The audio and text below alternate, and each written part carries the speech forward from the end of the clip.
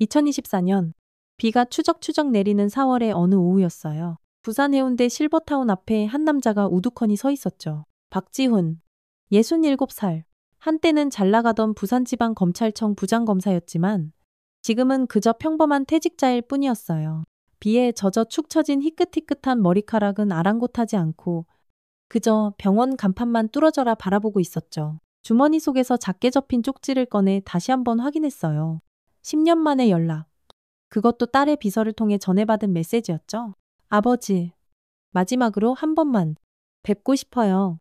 분명 딸 서아의 글씨였어요. 입구에서 안내를 받아 엘리베이터에 오르는데 어휴, 심장이 어찌나 쿵쾅거리던지 30년간 검사로 일하면서 온갖 흉악범들을 마주했을 때보다 지금 딸아이를 만나는 게 더 두렵고 떨리는 순간이었어요. 긴 복도를 터벅터벅 걷는데 잊고 지냈던 과거의 기억들이 파노라마처럼 스쳐 지나갔죠. 서아가 세상에 처음 나왔을 때 아장아장 첫 걸음마를 떼던 모습, 초등학교 입학식 날 잔뜩 긴장했던 얼굴, 그리고 10년 전 결혼 문제로 지독하게 다투고 등을 돌렸던 바로 그날의 기억까지도요. 조심스레 병실 문을 열었어요. 창가에 놓인 침대, 그리고 그 위에 너무나도 마르고 가녀린 몸으로 누워있는 서아. 지우는 저도 모르게 그 자리에 우뚝 멈춰섰어요. 마치 세상의 시간마저 함께 멈춰버린 것만 같았죠. 침대 위의 여자는, 서아는 눈을 감고 있었어요. 36, 한서아. 한때 신문 일면을 장식했던 5억 원으로 시작해 100억 원대 회사를 일군 촉망받는 여성 사업가. 그리고 박지훈. 그의 하나뿐인 딸이었죠. 병실 안은 너무나 고요했어요. 오직 창문을 톡톡 두드리는 빗소리와 규칙적으로 들려오는 호흡기 소리만이 그 정막을 채우고 있었죠. 바로 그때였어요. 소아가 힘겹게 눈을 떴어요. 아버지. 단 한마디. 하지만 그 짧은 말 속에 담긴 10년이라는 시간의 무게가 지훈의 가슴을 아주 무겁게 짓눌렀어요. 서아의 목소리는 힘없이 허공에 흩어졌고 두 사람 사이에는 무거운 침묵만이 한참 동안 흘렀죠. 마침내 지훈이 어렵게 입을 열었어요. 우리 딸, 얼굴이 많이 상했네. 목소리는 애써 담담했지만 그의 손은 미세하게, 아주 미세하게 떨리고 있었어요. 병실 한쪽 벽에는 서아의 가족 사진이 걸려 있었죠. 남편이라는 최연우, 그리고 5, 살배기 딸 예나가 환하게 웃고 있는 모습이었어요. 서아가 힘겹게 몸을 일으키려 애썼어요. 지훈이 얼른 다가가 딸의 등 뒤에 베개를 받쳐주었죠. 아버지, 저 말기래요. 서아의 목소리가 가늘게 떨려왔어요. 엄마랑 똑같은 암이래요. 순간 지훈의 눈에 비친 서아의 얼굴 위로 28년 전 아내 하늘이의 모습이 겹쳐졌어요. 같은 병, 똑같이 창백했던 얼굴. 아, 역사는 어쩌면 이리도 잔인하게 반복되는 걸까요? 지훈은 천천히 서아의 침대 옆의자에 주저앉았어요. 그리고 딸의 가녀린 손을 덥석 잡았죠. 미안해요. 아버지, 10년 동안 연락 한 번 못 드리고. 지훈은 그저 말없이 고개를 저었어요. 아니다. 내가 더 미안하다. 내 결혼을 그렇게 반대했으니. 서아의 눈에서 뜨거운 눈물이 주르륵 흘러내렸어요. 아니에요. 아버지가 옳았어요. 서아가 힘없이 쓴웃음을 지었죠. 그 사람? 처음부터 제 돈만 보고 접근했던 거였어요. 지훈의 눈빛이 순간 번뜩 날카로워졌다가 이내 원래대로 돌아왔어요. 또다시 침묵이 병실을 감쌌죠. 서아가 천천히, 아주 천천히 팔을 뻗어 침대 옆 서랍에서 작은 USB 하나를 꺼냈어요. 아버지, 저 혼자서 어떻게든 버텨보려고 했어요. 우리 예나? 내 딸이 있으니까 어떻게든. 지우는 딸의 마른 손을 더욱더 단단히 잡았어요. 처음엔 정말 몰랐어요. 그 시댁이라는 사람들이 어떤 인간들인지. 서아의 목소리가 점점 더 작아졌어요. 제가 건강검진을 받았을 때 글쎄, 시댁 사람들이 전부 짜고 진단 결과를 숨겼더라고요. 남편이란 작자는 의사를 돈으로 매수해서 다른 병명으로 절 속였고요. 서아의 눈에서 또다시 눈물이 방울져 떨어졌어요. 제 딸 예나를 인질로 삼았어요. 너 같은 정신 나간 엄마한테는 아이를 맡길 수 없. 뭐 그런 말도 안 되는 핑계를 대면서요. 아이고. 지훈의 표정은 여전히 무뚝뚝했지만 그의 눈빛은 서서히, 아주 서서히 얼음장처럼 차가워지고 있었어요. 30년간 검사로 일하며 수많은 악당들을 상대했지만 지금 이 순간처럼 온몸의 피가 거꾸로 솟는 듯한 분노를 느껴본 적은 없었죠. 유서대로라면 제 모든 재산은 우리 예나한테 갈 거예요. 하지만 그 전에 남편이란 인간이 전부 가로챌 게 뻔해요. 지금 제게는 법적으로 그걸 막을 힘이 하나도 없어요. 서아가 USB를 아버지의 손에 꾹 쥐어주었어요. 이건 제가 몰래 모아둔 증거들이에요. 그 인간들이 어떻게 저를 이렇게까지 만들었는지 전부 다요. 지우는 말없이 USB를 주머니 깊숙이 넣었어요. 그리고 딸의 이마에 가만히 손을 얹었죠. 말해봐라. 또 누가 그랬는지, 어떤 놈들이 우리 딸을 이 지경으로 만들었는지 전부 다 말해. 지훈의 목소리는 낮고 조용했지만 그 안에 담긴 결연함은 마치 산이라도 움직일 수 있을 만큼 강하고 단단했어요. 서아의 눈에서 참았던 눈물이 방울방울 쉴 새 없이 흘러내렸. 남편이요. 그리고 시어머니도요. 제가 빨리 죽기만을 기다렸어요. 우리 예나 친권이랑 제 돈 때문에. 엔제. 지우는 아주 침착하게 딸의 눈물을 닦아주었어요. 평생 단 한 번도 살갑게 표현하지 못했던 서툰 부정이 그의 거친 손끝에서 고스란히 전해지는 듯했죠. 아빠? 제발 그 악마 같은 사람들한테서 우리 예나만큼은 꼭 지켜주세요. 네. 서아가 마지막 남은 힘을 다해 아버지의 손을 꼭 잡았어요. 아빠라는 그 한마디가 지훈의 가슴을 세차게 울렸어요. 서아가 그를 아빠라고 부른 것은 까마득한 초등학교 졸업식 이후 정말 처음이었으니까요. 지훈은 평생 법정에서 냉철하게 유죄를 선고해왔던 바로 그 입술로 처음으로 딸에게 뜨거운 약속을 했어요. 그래. 아빠가 반드시 우리 손녀 예나는 꼭 지켜주마. 걱정하지 마라. 서아의 힘없는 목소리가 다시 한번 병실에 가만히 울렸어요. 아버지, 시댁 그 인간들이 어떤 사람들인지 세상에 전부 알려주세요. 법으로, 아버지의 힘으로, 아버지만이 할 수 있는 그 방법으로요. 지훈의 눈가에 물기가 살짝 어렸지만 그의 목소리는 조금의 흔들림도 없이 단단했어요.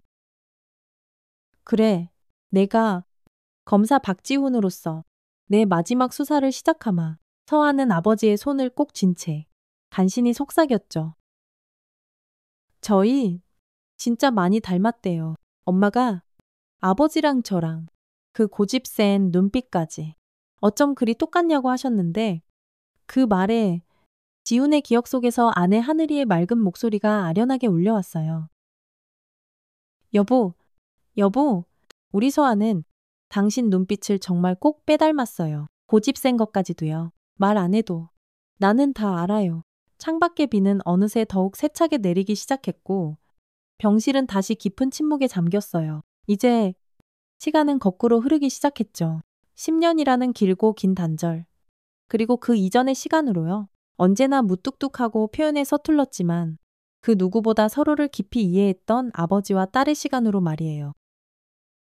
병실을 나서며 지우는 마지막으로 딸이 누워있는 침대를 돌아보았어요. 서아는 마치 어린아이처럼 새근새근 잠이 든 것 같았죠? 그 모습이 문득 아주 어렸던 시절의 서아와 겹쳐 보였어요. 방과 후에 잔뜩 지친 모습으로 거실 소파에서 곤히 잠들었던 초등학생 서아, 밤늦도록 시험 공부를 하다 책상에 그대로 엎드려 잠들었던 고등학생 서아, 그리고 지금 영원한 잠을 향해 힘겹게 나아가고 있는 서아의 모습까지도요. 지훈은 복도에 잠시 멈춰서서 가슴 깊이 숨을 내쉬었어요. 주머니 속에 든 USB가 유난히 묵직하게 느껴졌죠. 30년 동안 오직 정의만을 외치며 살아온 그가 이제 검사 인생의 마지막이자 가장 중요한 사건을 마주하게 된 것이었어요. 기다려라. 내 딸을 이 꼴로 만든 악마 같은 것들. 절대로 용서하지 않겠다. 지훈의 눈에서 차갑고도 서슬퍼런 결의가 이글거렸어요. 검사로서의 마지막 수사. 그리고 아버지로서의 첫 번째 복수. 그것이 시작되는 순간이었죠. 박지훈의 아파트는 온통 검은색과 회색 톤으로 꾸며져 있었어요. 마치 30년 검사 생활의 흔적처럼 모든 것이 정확하고 절제되어 있었죠. 창가에 놓인 작은 화분 하나만이 그나마 삭막한 공간에 작은 생기를 더해주고 있었어요. 서아가 초등학생 때 아버지 생일 선물이라며 수줍게 건넸던 작은 선인장이었죠. 요양병원에서 돌아온 지우는 곧장 서재 책상 앞에 앉았어요. USB를 꺼내 컴퓨터에 연결했지만 바로 열지는 않았어요. 대신 서랍 깊숙한 곳에서 아주 오래된 노트 한 권을 꺼냈죠. 검사 시절 증거 기록용으로 닳도록 사용했던 낡은 노트였어요. 그리고 그 노트 밑에 소중히 숨겨두었던 빛바랜 사진 한 장을 조심스럽게 꺼내들었죠. 1979년 여름, 경상남도 남해의 어느 작은 마을로 농촌 봉사활동을 갔을 때 찍은 사진이었어요. 21살의 청년 박지우는 허름한 작업복 차림으로 어색하게 서 있었고, 그의 옆에는 서울대학교 경영학과에 다니던 윤하늘이 햇살처럼 환하게 웃고 있었죠. 굳게 담은 지훈의 입술과는 달리 하늘이의 미소는 정말 눈부시게 밝았어요. 우리 딸은 내 미소를 닮았구나. 지훈은 창밖을 물끄러미 바라보며 1979년 그해 여름에 뜨거웠던 어느 날을 떠올렸어요. 저기요. 혹시 저희 집 지붕 수리하는 것 좀 도와주실 수 있으세요?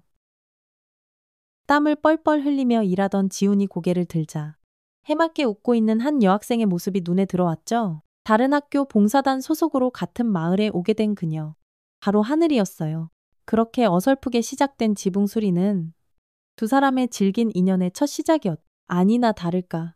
갑자기 장대비가 억수같이 쏟아졌고 두른 반쯤 고친 지붕 아래 꼼짝없이 갇히게 되었어요. 지훈 씨는 무슨 과예요? 법대요. 우와, 진짜 멋있다. 그럼 나중에 검사님 되시는 거예요. 지훈은 순간 망설였어요. 가난한 집안의 장남으로 태어나 하루빨리 돈을 벌어야 한다는 생각뿐이었죠. 판사나 검사 같은 건 감히 꿈도 꾸지 못했던 길이었으니까요. 아니요. 그냥 졸업하고 빨리 취직해야죠. 하늘이는 그런 지훈을 아주 진지한 눈빛으로 바라보며 말했어요. 아니에요. 오빠 같은 사람이 꼭 검사가 되어야 세상이 조금이라도 바뀔 수 있을 거예요. 저는 눈빛만 봐도 알아요. 얼마나 정의롭고 단단한 사람인지. 그날 내렸던 비, 그리고 그날 하늘이가 했던 말 한마디가 박지훈의 인생을 통째로 바꿔놓았어요. 오빠, 우리 부모님이 오빠 한번 만나보고 싶어 하세요. 사귄 지 1년쯤 되었을 때 하늘이가 조심스럽게 말을 꺼냈죠. 지우는 이미 예감하고 있었어요. 이름만 대면 알만한 대기업 총수의 외동딸인 하늘이의 부모님이 가진 것 없는 가난한 법대생을 반길 리가 없다는 것을요. 예상대로 만남은 그야말로 최악이었어요. 학생, 우리 하늘이 장래를 생각해서라도 그만 만나주게. 자네 미래까지 망치고 싶지 않다면 말이야. 하늘이 아버지는 얼음장처럼 차갑고 냉정했죠. 그리고 그날 밤 하늘이는 엉엉 울면서 지훈을 찾아왔어요. 오빠, 우리 그냥 멀리 도망갈까 나는 오빠 없이는 하루도 못 살 것 같아. 하지만 지훈은 단호하게 고개를 저었어요. 그는 이미 다른 결심을 굳힌 후였. 기다려. 내가 반드시 검사가 될 때까지 조금만 기다려줘. 그리고 3년, 하루 내 시간만 자며 그야말로 코피 터지게 공부한 끝에 지훈은 기적처럼 사법시험에 합격했어요. 하늘이 부모님의 반대는 여전히 극심했지만 두 사람은 결국 그 모든 어려움을 이겨내고 결혼식을 올렸죠. 결혼식장에는 하늘이 쪽 가족은 단 한 명도 오지 않았어요. 우리 딸은 이제 죽었다고 생각하겠다. 그것이 하늘이 아버지가 남긴 마지막 말이었습니다. 지훈은 다음 사진을 꺼내 들었어요. 반지하 단칸방에서의 소박했던 신혼생활. 검사 임용식 날 하늘이가 떨리는 손으로 건네주었던 만년필. 그리고 딸 서아가 세상에 태어나던 날 찍은 사진까지. 지훈이 태어나서 처음으로 뜨거운 눈물을 흘렸던 날이었죠. 여보, 우리 서아가 당신 눈빛을 정말 꼭 닮았어요. 고집 센 것까지도요. 말 안 해도 나는 다 알아요. 그렇게 몇 년, 비록 가난했지만 검사로서의 사명감을 가지고 밤낮 없이 바쁘게 일했고 비록 비좁은 단칸방이었지만 그 누구보다 행복했어요. 하지만 그 행복이 그렇게 짧을 줄은 정말 꿈에도 몰랐죠.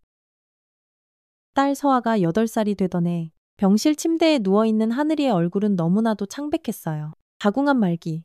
의사는 이미 가망이 없다고 마음의 준비를 하라고 했죠. 병상 옆에는 어린 서아가 가만히 앉아 있었어요. 그 작은 눈망울은 이미 너무 많은 것을 알고 있는 듯 슬픔으로 가득 차 있었죠. 엄마, 나 학교에서 받아쓰기 100점 맞았어. 엄마 보여주려고 가져왔는데 서아는 작은 가방에서 꾸깃꾸깃한 시험지를 천천히 꺼냈어요. 하늘이는 힘겹게, 아주 힘겹게 미소를 지었죠. 어이구, 우리 딸. 엄마보다 훨씬 똑똑하네. 장하다. 우리 서아. 하늘이는 남편을 향해 가만히 눈짓했고 지우는 말없이 고개를 끄덕였어요. 그는 서아의 작은 손을 잡고 조용히 병실 밖으로 데리고 나갔죠. 서아야, 잠깐만. 여기서 기다리고 있어. 엄마랑 아빠랑 할 얘기가 좀 있어서 그래.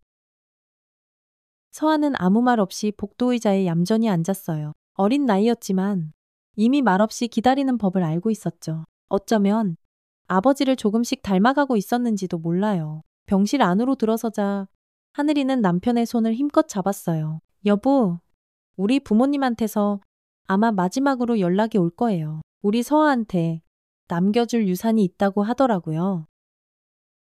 지우는 단호하게 고개를 저었어요. 필요 없어. 당신 고생시킨 그 사람들 돈. 단 한 푼도 받고 싶지 않아. 내 검사 월급만으로도 우리 서아 충분히 키울 수 있어. 하늘이는 씁쓸한 미소를 지었어요. 당신 그놈의 자존심은 여전하네요. 하지만 이건 나 때문이 아니라 우리 서아를 위해서라도 제발 받아줘요. 내 마지막 부탁이에요. 당신 딸이기도 하지만 내 딸이기도 하니까 내 몫으로 그렇게 해줘요. 그날 밤 하늘이는 조용히 눈을 다시는 뜨지 못했습니다. 장례식장에 서아의 외가 쪽 사람들이 왔지만 지훈과는 단 한마디도 나누지 않았어요. 다만 변호사로 보이는 한 남자가 다가와 두툼한 서류 봉투 하나를 건넸을 뿐이었죠. 고인이 되신 따님의 부모님께서 외손녀 한서아 양에게 남기시는 유산입니다. 서아 양이 성인이 될 때까지 후견인이신 박지훈님께서 잘 관리해 주시면 됩니다. 봉투 안에는 해운대 바닷가가 한눈에 내려다 보이는 고급 아파트 한 채의 등기권리증이 들어있었습니다. 서랍 한 구석에서 낡은 녹음기 하나를 꺼냈어요. 아내가 병석에 있을 때 몰래 남겨두었던 녹음 테이프였죠. 서아에게 18번째 생일에 꼭 들려주세요 라고 적혀 있었지만 지호는 그 약속을 끝내 지키지 못했어요. 아니, 어쩌면 지금까지도 이 테이프를 들을 용기가 없었는지도 몰라요. 대신 지우는 오래된 앨범을 한 장 한 장 넘기기 시작했어요. 서아의 초등학교 입학식, 중학교 졸업식, 그리고 대학교 입학식까지 모든 사진 속에서 서아는 환하게 웃고 있었지만 박지우는 언제나 똑같은 무표정이었죠. 무뚝뚝하고 엄격하기만 한 아버지의 모습. 하지만 그는 분명히 기억하고 있었어요. 서아가 10살 되던 해 그의 책상 서랍에 몰래 넣어두었던 작은 쪽지를요. 아빠, 오늘도 힘내세요. 정의의 검사, 우리 아빠가 최고예요. 그리고 그 아래에는 어설픈 솜씨지만 검사 가운을 입은 아버지와 정의의 여신상이 그려져 있었죠. 20년이 훌쩍 지난 지금까지도 지훈은 그 쪽지를 지갑 깊숙한 곳에 소중히 간직하고 있었어요. 중학생이 되어서는 명절 때마다 아버지의 낡은 양복을 꼼꼼하게 다림질해 놓았던 것, 대학생이 되어서는 방학이면 아버지의 도시락을 살뜰히 챙겼던 것도 그는 모두 기억하고 있었어요. 말은 없었지만 부녀는 그렇게 서로를 깊이 이해하고 있었죠. 아버지, 저 사업을 한번 시작해 보려고 해요. 26살이 된 딸의 목소리는 조금 조심스러웠어요. 지우는 신문을 보다 말고 천천히 고개를 들었죠. 외할머니께서 남겨주신 돈으로요. 작은 인터넷 쇼핑몰을 한번 만들어 보고 싶어요. 지우는 잠시 딸 서아를 말없이 바라보았어요. 서아는 불안한 듯 아래 십술을 잘근잘근 깨물었죠. 아버지는 항상 안정적인 공무원 생활을 강조했었으니까요. 하지만 지우는 딸의 반짝이는 눈 속에서 젊은 날 아내 하늘이의 그 당찬 결단력을 보았어요. 그래, 너라면 분명 잘 해낼 수 있을 거다. 서아의 눈이 믿을 수 없다는 듯 커다졌다가 이내 환하게 빛났어요. 아버지의 그 짧은 칭찬 한마디가 그녀에게는 세상 그 무엇보다 값지고 소중한 것이었으니까요. 그 후 서아의 사업은 그야말로 눈부시게 성장했어요. 유산으로 받은 해운대 아파트를 담보로 대출받은 5억 원으로 시작한 작은 인터넷 쇼핑몰은 3년 만에 10억 원, 5년 만에 100억 원대의 건실한 기업으로 성장했죠. 경제신문 일면을 당당하게 장식한 딸 서아의 사진을 박지훈은 남몰래 조용히 오려두었어요. 사무실 서랍 깊숙이 넣어두고 아주 가끔씩 혼자 꺼내보곤 했죠. 그러던 어느 날 서아가 한 남자를 집으로 데려왔어요. 아버지, 이쪽은 최현우 씨예요. 제가 결혼하고 싶은 사람이에요. 지우는 아무 말 없이 그저 묵묵히 최현우라는 남자를 바라보았어요. 30년간 검사로 일하며 수많은 사람들을 만나왔던 그의 날카로운 직감이 머릿속에서 요란하게 경고음을 울리고 있었죠. 부드러운 미소 뒤에 교묘하게 숨겨진 계산적인 눈빛. 서아를 바라볼 때와 다른 사람을 대할 때 미묘하게 달라지는 표정. 나는 반대다. 박지우는 더 이상의 긴 설명 없이 그 자리에서 일어나 버렸어요. 그날 밤 서아는 태어나서 처음으로 아버지에게 언성을 높였죠. 아버지는 항상 그런 식이에요. 말 한마디 없이 모든 걸 결정해버리고 설명도 없이 그저 명령만 하시잖아요. 이제 제 인생은 제가 결정할래요. 박지우는 그런 딸을 침착하게 하지만 단호한 눈빛으로 바라보았어요. 그 남자? 내 돈만 보고 접근한 거다. 아니에요. 현우 씨는 절 진심으로 사랑해요. 아버지가 뭘 아세요? 내가 30년 동안 인간의 탐욕이라는 것을 지겹도록 봐왔다. 그놈 눈빛은 사랑이 아니야. 당장 결혼할 생각은 꿈도 꾸지 말고 더 지켜봐. 하지만 서아는 아버지의 말을 듣지 않았고 결국 결혼식 날짜가 잡혔어요. 지호는 끝내 결혼식에 참석하지 않았죠. 다만 아주 멀리서 웨딩홀 건너편 작은 카페 창가에 홀로 앉아 딸의 결혼식을 그저 묵묵히 지켜볼 뿐이었어요. 하얀 웨딩드레스를 입은 서아의 모습이 젊은 날 아름다웠던 아내 하늘이와 겹쳐 보였죠. 하지만 그는 다가가지 않았어요. 그것이 서아의 선택을 존중하는 방식이라고 그렇게 어리석게 생각했죠. 그렇게 10년이라는 세월이 속절없이 흘러갔어요. 서아는 단 한 번도 아버지에게 연락하지 않았고 지훈 역시 마찬가지였어요. 다만 그는 아주 멀리서 딸의 소식을 조용히 전해들을 뿐이었죠. 회사가 승승장구하며 계속 커지고 있다는 소식. 그리고 5년 전 어여쁜 손녀 예나가 태어났다는 소식까지도요. 박지훈이 미처 몰랐던 것은 그 길고 외로운 10년이라는 시간 동안 딸 서아 역시 아버지를 남몰래 지켜보고 있었다는 사실이었어요. 아버지의 퇴임식 날 아주 멀리서 몰래 사진을 찍었던 서아. 아버지 생일 때마다 밤새 꾹꾹 눌러 쓴 카드를 결국 붙이지 못하고 서랍 속에 쌓아두었던 서아. 참 서로의 속마음을 그렇게도 표현 못하는 어쩌면 그렇게도 서로를 닮은 부녀였던 것이죠. 박지우는 천천히 컴퓨터 앞에 다시 앉았어요. 손에 쥔 USB를 한참 동안 말없이 들여다보다가 깊게 숨을 한번 들이마셨. 그리고 마침내 파일을 열었어요. 화면에는 너무나도 체계적으로 정리된 폴더들이 나타났어요. 딸아이가 아버지를 닮아 이렇게까지 꼼꼼했던 걸까요? 병원 기록, 의사와의 통화 녹음, 남편과 시어머니의 대화, 은행 계좌 내역. 서아는 죽음을 직감한 그 마지막 몇 개월 동안 마치 한 사람의 검사처럼 아버지처럼 필사적으로 증거들을 수집했던 거예요. 병원 기록 폴더를 열자 믿을 수 없는 너무나도 충격적인 내용들이 쏟아져 나왔어요. 서아는 이미 3년 전 초기 검진에서 암으로 의심되는 이상 징후가 발견되었지만 남편이라는 최현우가 돈으로 매수한 의사는 그것을 단순 염증이라고 속였던 것이었어요. 그 사이 암세포는 걷잡을 수 없이 빠르게 온몸으로 퍼져나갔고 서아가 뒤늦게 다른 병원에서 정밀 검사를 받았을 때는 이미 손 쓸 수 없는 말기 상태였죠. 은행 계좌 내역에는 서아 명의의 재산들이 하나둘씩 최현우의 비밀 계좌로 교묘하게 옮겨지고 있는 추악한 흔적들이 고스란히 남아 있었어요. 그리고 가장 충격적인 것은 바로 녹음 파일들이었어요. 얼마나 더 버틸 것 같아 그 의사 양반은 석 달도 안 남았다던데 최현우의 목소리 참을 수 있어. 재산 이전 거의 다 끝나가니까 그때까지만 버티면 유빈이 그 계집애 친권도 우리가 가져올 수 있을 거야. 한서와 그년, 지금 정신 상태로는 법정에서 절대 못 이겨. But 그 전에 알아서 뒤져주면 더 그럼 훨씬 더 쉬워지지. 안 그래야.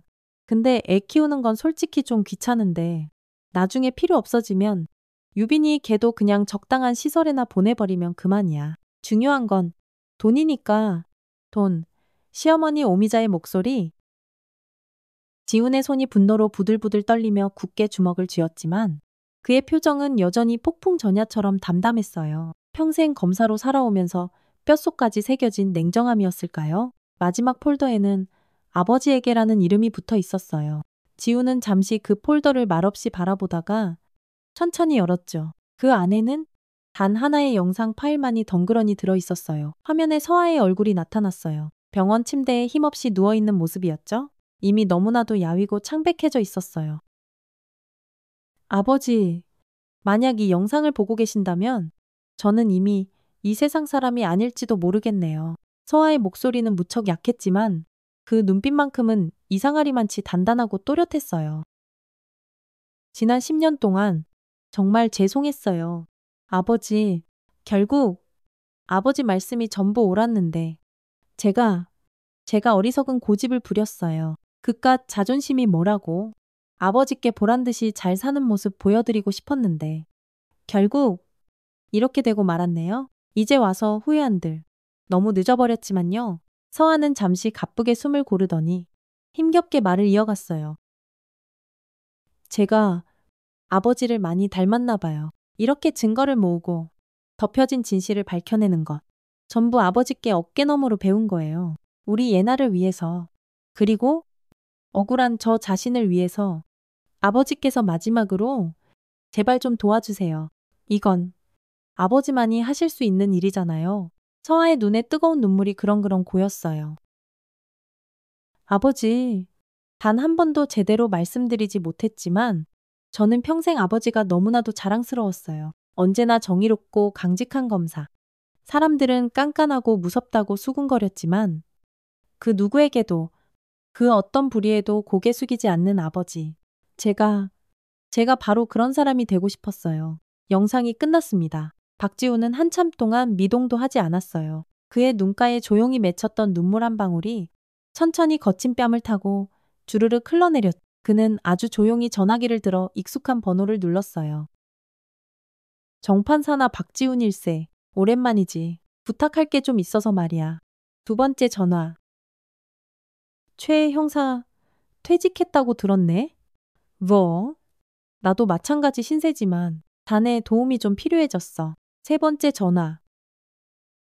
네. 부산가정법원 담당자분이신가요?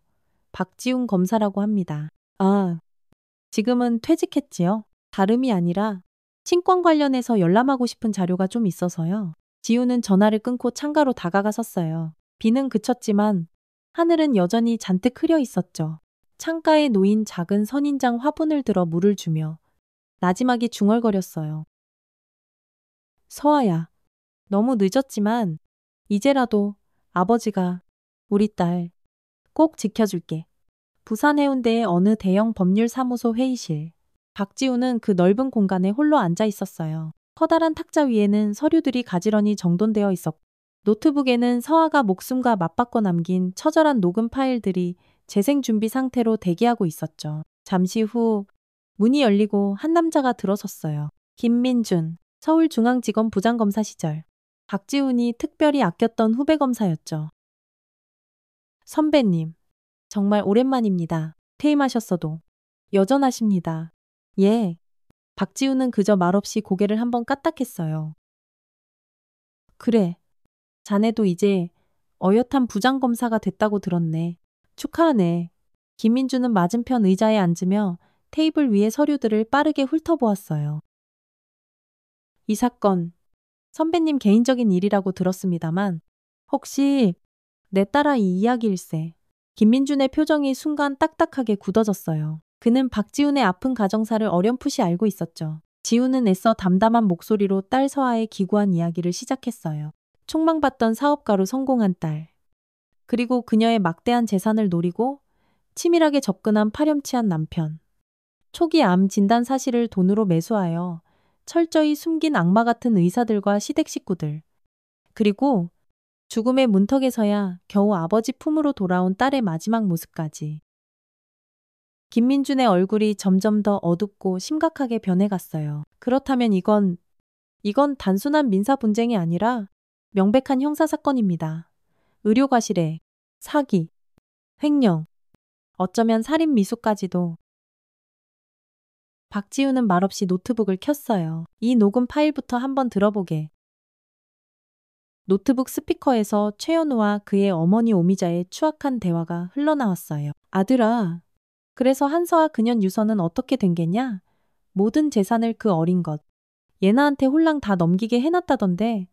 제정신이야. 걱정 마세요. 어머니, 이미 위임장 몇 개는 확실하게 받아뒀어요. 한서와 걔가 정신이 오락가락할 때 미리 손 써서 준비해둔 거죠. 해. 어이구. 내 새끼. 역시 영리해. 그래도 항상 조심해야 한다. 그 한서아 앱이라는 작자가 왕년에 잘 나가던 검사 출신이라며 괜찮아요. 어머니, 그 영감탱이는 지난 10년 동안 딸려나고 연락 한 통 안 하고 살았다잖아요. 한서아 개도지 앱이 얘기는 입 밖에 꺼내지도 않았고요. 뭘 걱정하세요. 오미자의 날카롭고 소름 끼치는 웃음소리가 회의실에 울려 퍼졌어요. 그래. 넌 참 운이 좋았다. 일찍 뒤질 부자년 잘 만나서 팔자 한번 제대로 폈지. 근데 왜 하필이면 재수없게 자궁암 같은 계람 그거.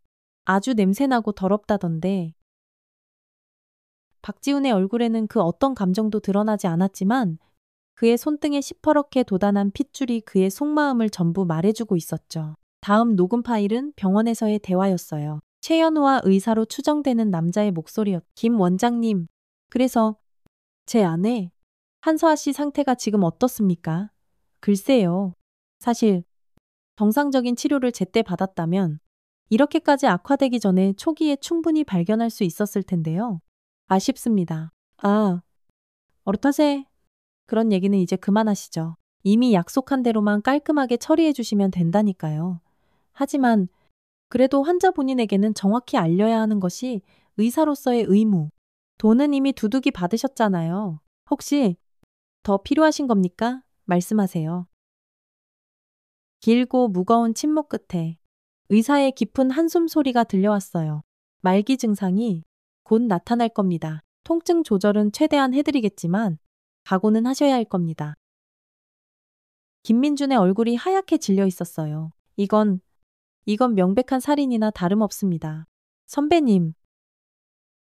박지우는 비통한 표정으로 천천히 고개를 끄덕였어요. 당장이라도 달려가서 그놈들 숨통을 끊어놓고 싶지만 법적으로 아주 완벽하게 처리하고 싶네.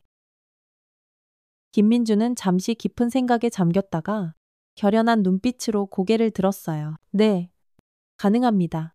선배님, 하지만 예전 선배님의 방식으로 하시겠습니까? 아니면 박지우는 말없이 창밖을 바라보았어요. 내 방식으로 하되 반드시 법의 테두리 안에서. 회의실 문이 다시 열리고 세 사람이 더 들어왔어요. 왕년의 베테랑 이강수 전 수사관, 냉철한 판단력의 한지수 변호사, 그리고 날카로운 분석력의 윤태영 재정 전문가였죠. 자, 그럼 이제 시작해볼까? 그때 서아의 상태를 수시로 알려주기로 했던 간호사에게서 전화가 걸려왔어요. 박 선생님, 서아 씨 상태가 요 며칠은 좀 안정적이긴 한데 의사 선생님 말씀으로는 시간이 정말 얼마 남지 않았다고, 길어야 한 달이라고 하셨어요. 박지우는 말없이 전화를 끊고 노트북 화면을 노려보았어요. 시간이 정말 없었어요. 한서아 씨의 자산 추적 결과 보고 드리겠습니다. 윤태영 전문가가 화면을 넘기며 차분하게 설명했어요. 개인명의 재산 약 20억 원, 회사 지분 가치 약 80억 원, 그리고 회사 보유 자산 약 70억 원이 지난 1년 동안 최현우 명의의 여러 차명 계좌로 빠져나간 것으로 확인되었습니다. 수법은? 박지훈의 질문은 칼처럼 짧고 간결했어요. 주로 위임장을 이용한 것으로 보입니다. 한서아 씨의 서명이 있긴 하지만 윤태영이 서류 2장을 나란히 놓았어요. 필적 감정 결과. 최근 1년 사이에 서명들은 위조되었을 가능성이 매우 높다는 소견입니다. 이강수 전 수사관이 다음 자료를 펼쳤어요. 시어머니 오미자라는 여자는 아주 흥미로운 인물입니다. 겉으로는 아주 독실한 기독교 신자에 여러 자선단체에서 활발하게 활동하는 봉사자로 알려져 있지만 실상은 전혀 달랐습니다. 박지훈은 책상 위에 놓인 사진들을 말없이 바라보았어요. 화려한 한복을 차려입고 용하다는 무속인의 집을 수시로 드나드는 오미자의 모습이 여러 장 찍혀 있었죠. 특히 왕도사라는 무속인에게는 매달 1,000만 원이 넘는 돈을 꼬박꼬박 가져다 바친 것으로 확인됐습니다. 그래서 그 왕도사라는 자를 직접 만나봤습니다. 모두의 시선이 이강수에게로 집중됐죠. 그는 작은 녹음기 하나를 꺼내 플레이 버튼을 눌렀어요. 그 오미자라는 보살님이 아주 특별한 의뢰를 여러 번 해왔습죠. 자기 며느리 앞길 좀 막아달라고, 아주 그냥 확 죽게 해달라고. 뭐우와? 그런 저주의식 같은 거요. 물론 다 미신이고 효과가 있었겠습니까마는 그 기록은 굿 값받은 장부에 고스란히 다 남아있지요. 허허. 박지훈의 눈에 차가운 분노가 이글거렸어요. 그 내용을 당장 언론에 흘리게. 선배님, 아시다시피 미신 관련 내용은 법적으로 큰 효력이 없습니다. 오히려 역풍을 맞을 수도. 한지수 변호사가 조심스럽게 고개를 저었어요. 박지훈은 잠시 침묵하다가 나지막이 말했죠. 법의 심판이 아니라 사회적인 응징일세. 윤태영이 고개를 끄덕였어요. 네, 이해합니다. 오미자라는 여자의 사회적 평판은 물론이고 그녀가 다니는 교회와 각종 봉사단체에도 엄청난 타격이 갈 겁니다. 그야말로 사회적으로 매장되는 거죠. 지켜보던 김민준이 물었어요. 시아버지 최진철은 어떻습니까? 그자도 공범 아닙니까? 박지훈은 차갑게 고개를 저었어요. 그놈은 다른 방법으로 처리할 걸세. 아주 천천히. 그리고 고통스럽게. 한지수 변호사가 마지막 서류 뭉치를 펼쳤어요. 한서아 씨의 유언장입니다. 병세가 급격히 악화되기 직전에 공증까지 모두 마친 상태입니다. 재산의 70%는 외동딸인 최애나 양에게, 나머지 30%는 친정아버지이신 박지훈님께 상속하는 것으로 되어 있습니다. 박지훈은 뜻밖이라는 듯 살짝 놀란 표정을 지었어요. 내게도 유산을. 한지수가 고개를 끄덕였어요. 네. 그리고 가장 중요한 것은 최애나 양의 친권 및 양육권자로 남편인 최현우가 아닌 외할아버지이신 박지훈님을 명확히 지정했습니다. 다만 이 부분은 치열한 법적 다툼이 예상됩니다. 박지훈은 잠시 깊은 생각에 잠겼어요. 이것이 딸 서아가 자신에게 남긴 마지막 선물이자 가장 무거운 책임이었던 것이겠죠? 알겠네. 모두들 철저히 준비해주게. 회의가 끝나고 박지훈은 곧장 요양병원으로 향했어요. 서아는 멍하니 창밖을 바라보고 있었죠. 그새 병세가 더욱 깊어졌는지 얼굴은 한층 더 창백해 보였고 눈가에는 짙은 죽음의 그림자가 드리워져 있었어요. 오셨어요? 아버지. 서아의 목소리는 모기 소리만큼 작았지만 이상하게도 맑게 들렸어요. 지우는 조용히 딸의 침대 옆 의자에 앉았죠. USB. 다 보셨어요. 박지우는 말없이 고개를 끄덕였어요. 그래. 전부 다 봤다. 서아의 눈에 희미한 안도감 같은 것이 스쳐 지나갔어요. 걱정하지 마라. 이 아버지가 전부 다 해결할 테니 넌 아무 걱정 말고 편히 쉬어. 서아는 아주 천천히 손을 뻗어 아버지의 거친 손을 잡았어요. 딸의 손은 얼음장처럼 차갑고 너무나도 약했지만 그 안에는 꺼지지 않는 뜨거운 의지가 담겨 있었죠. 아버지, 제가 만약 잘못되면 그 인간, 최현우가 예나 친권을 주장하겠죠. 그럼 우리 예나는. 박지훈은 서아의 손을 더욱 힘주어 꼭 잡았어요. 그런 일은 절대로 없을 거다. 우리 예나는 이 할아버지가 무슨 일이 있어도 지키고 내가 잘 키울게. 약속한다. 서아의 눈에 뜨거운 눈물이 방울방울 맺혔어요. 역시 아버지는 제 눈빛만 봐도 다 아시는군요. 말 안 해도 제 마음 다 읽으시는군요. 그걸 너무 늦게 알아서 정말 죄송해요.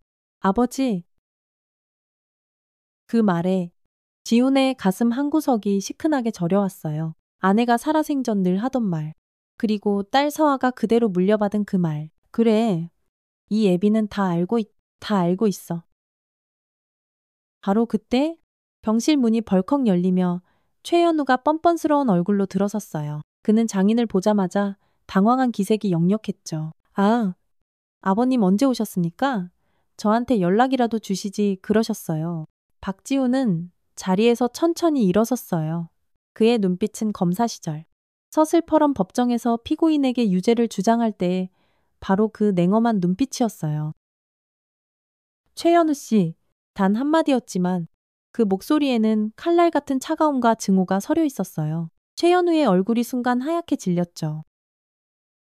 내 딸 서아의 초기암 진단 결과를 돈으로 매수해서 숨긴 이유가 뭐지? 최현우의 눈이 공포로 커졌어요.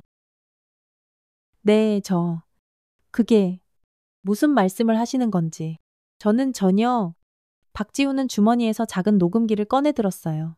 버튼을 누르자 최현우와 담당 의사 간의 추악한 대화가 병실 안에 생생하게 울려 퍼졌죠. 최현우의 얼굴에서 핏기가 완전히 가셨어요. 그는 마치 물 밖에 나온 금붕어처럼 입만 뻐끔거릴 뿐 아무 말도 하지 못했죠. 이건 전부 오해입니다. 서아도 다 알고 있었고 저랑 합의했던. 닥쳐, 어디서 감히 거짓말을. 서아의 목소리가 병실을 가득 채웠어요. 비록 약했지만 그 안에는 강철 같은 단호함이 서려 있었죠. 당신들이 날 이렇게 죽게 만들었어, 이 살인자. 최현우는 당황하며 황급히 서아에게 다가가려 했어요. 여보, 정신 차려. 무슨 소리야? 내가 당신을 어떻게 했다는 거야? 박지훈이 강철 같은 손으로 최현우의 팔을 단단히 붙잡았어요. 67살 노인의 악력이라고는 도저히 믿기 어려운 엄청난 힘이었죠. 한 걸음도 내 딸에게 더 가까이 오지 마.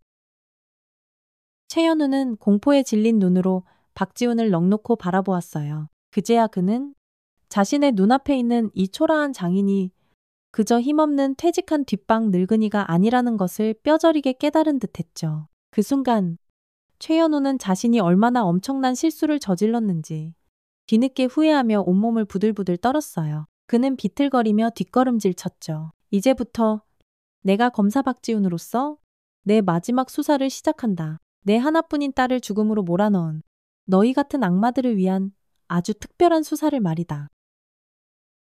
최현우는 겁에 질려 말을 더듬거렸어요.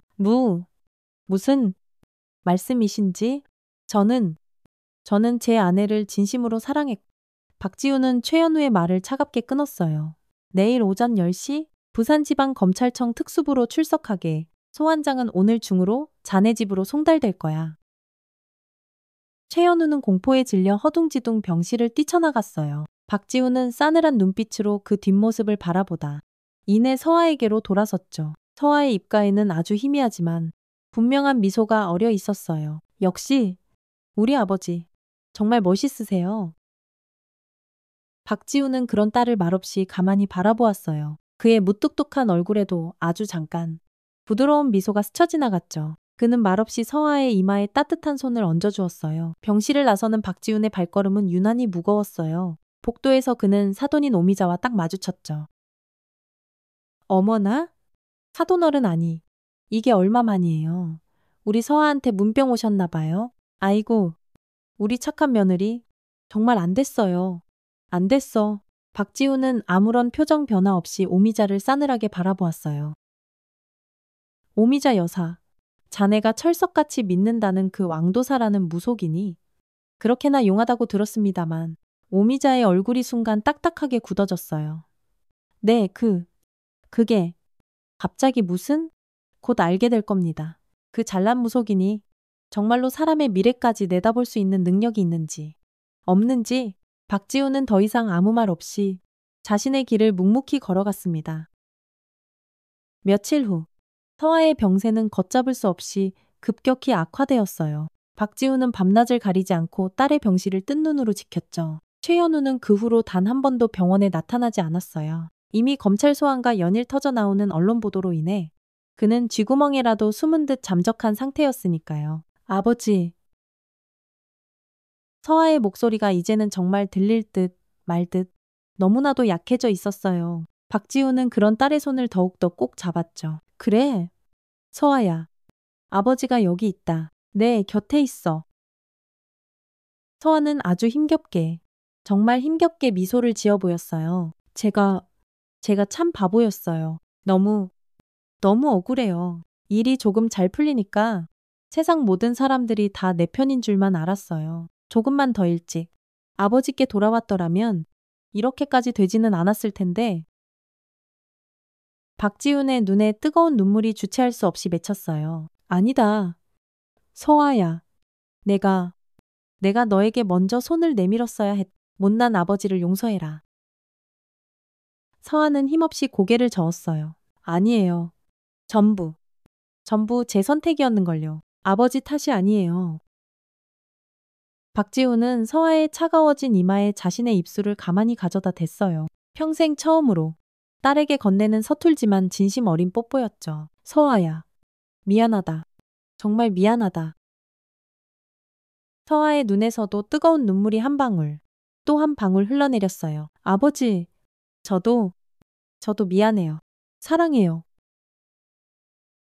그리고 서아의 호흡이 점점 더 가빠지기 시작했어요. 딸은 마지막 남은 모든 힘을 다해 아주 작은 목소리로 말했. 고마워요.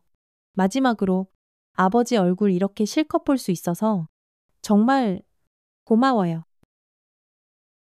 그리고 서아의 눈이 아주 천천히 스르르 감겼습니다. 병실의 심장 모니터에서 모든 것이 끝났음을 알리는 단조롭고 차가운 신호음이 길게 울려 퍼졌죠. 박지훈은 떨리는 손으로 하지만 침착하게 간호사 호출 버튼을 눌렀어요. 그리고 딸 서아의 이마에 마지막 작별에 입맞춤을 했. 서아야, 이제 아무 걱정 말고 편히 쉬렴. 나머지는 이 아버지가 전부 다 알아서 해결할게.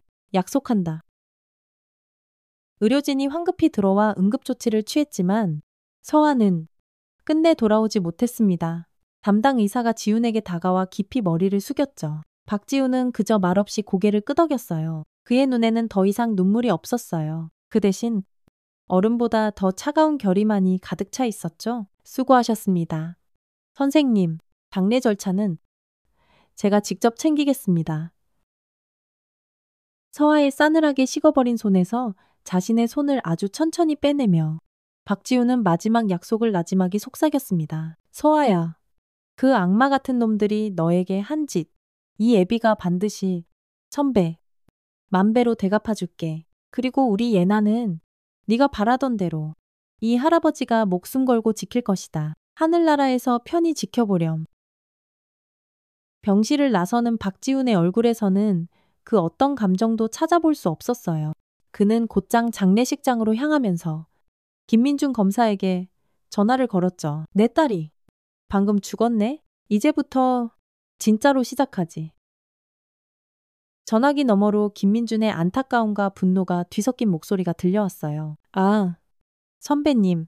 정말 안타깝습니다. 제가 모든 것을 완벽하게 준비해 놓겠습니다. 걱정 마십시오.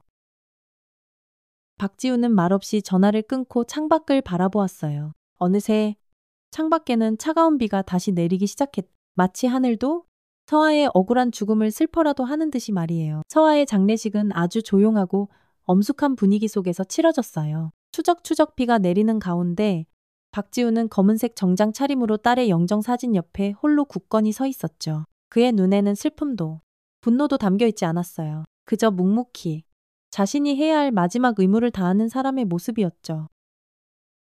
최연우와 그 가족들은 장례식장 한쪽 구석에서 멀찍이 떨어져 앉아 있었고 서아의 사업 관계자들과 지인들이 끊임없이 조문 행렬을 이루었어요. 최연우는 마치 깊은 슬픔에 잠긴 남편 역할을 완벽하게 연기하고 있었죠. 하지만 박지훈의 싸늘한 시선이 자신에게 닿을 때마다 그는 불안한 듯 황급히 시선을 피했어요. 삼가 고인의 명복을 빕니다.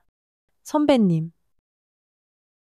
김민중 검사가 다가와 박지훈에게 정중히 인사했어요. 그의 뒤를 이어 법조계의 굵직한 인사들이 줄지어 조문했죠. 박지훈이 30년 검사 생활 동안 쌓아온 보이지 않는 두터운 인맥이었어요. 저 멀리서 그 광경을 넋놓고 지켜보던 최연우의 얼굴이 점점 더 하얗게 질려갔습니다. 그저 평범한 퇴직 공무원이라고 얕잡아봤던 장인이 사실은 법조계에 엄청난 영향력을 가진 거물급 인사였다는 사실을 이제야 뼈저리게 실감하는 듯했죠. 형님, 마음 많이 아프시겠습니다. 이강수 전 수사관이 다가와 박지훈의 어깨를 조용히 두드렸어요. 그는 박지훈이 현직 검사로 수많은 사건을 해결할 때 항상 그림자처럼 함께했던 최고의 파트너였죠. 모든 준비는 이미 다 끝났습니다. 내일부터라도 당장 시작할 수 있습니다.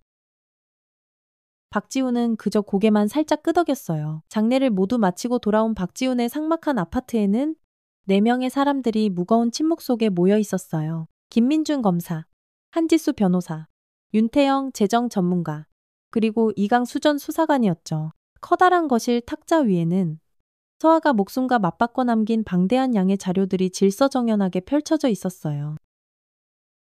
이제 시작합니다. 박지훈의 짧고 간결한 선언과 함께 길고 치열한 복수의 서막이 올랐어요. 윤태영 전문가가 먼저 입을 열었죠. 한서아 씨의 유언장은 법적으로 아무런 하자가 없습니다. 완벽합니다. 말씀드린 대로 재산의 70%는 외동딸 최애나 양에게, 나머지 30%는 박지훈님께 상속되는 내용입니다. 문제는 이미 최현우가 교묘하게 빼돌린 70억 원의 회사 자금과 최애나 양의 친권 문제입니다. 한지수 변호사가 고개를 끄덕였어요. 네. 최현우는 이미 부산가정법원에 단독 친권자 지정 신청을 해놓은 상태입니다. 박지훈님께서 지난 10년간 외손녀와 아무런 교류 없이 연락을 끊고 지냈다는 점을 집요하게 물고 늘어지며 자신이 아이의 유일한 보호자임을 강조하고 있습니다. 박지훈은 여전히 담담한 목소리로 물었어요. 우리 예나는 지금 어디에 있지? 이강수가 자료를 펼쳐 보이며 말했어요. 최현우의 어머니, 오미자라는 여자가 데리고 있는 것으로 확인됐습니다. 어제부터 유치원에도 보내지 않고 외부와의 접촉을 철저히 차단하고 있는 것 같습니다. 박지훈은 말없이 창밖의 어둠을 바라보았어요. 좋아. 먼저 최현우 그놈부터 시작하자. 김민준이 두툼한 서류 봉투를 열었어요. 최현우에게는 우선 특정경제범죄가 중처벌법상 횡령 혐의를 적용할 수 있습니다. 회사 자금 70억 원을 개인적인 용도로 유용한 정황이 너무나도 명확합니다. 이미 검찰에 정식으로 고발장을 제출해 놓은 상태입니다. 다음 날 아침, 최현우는 자신의 고급 외제차를 타고 회사로 출근하던 중 잠복해 있던 검찰 특수부 수사관들에게 현장에서 긴급 체포되었어요. 기다렸다는 듯이 모든 언론은 일제히 100억 원대 자산가, 여성 CEO 남편, 회사 자금 70억 원 횡령 혐의로 전격 구속이라는 자극적인 헤드라인을 대서특필하며 속보를 쏟아냈죠.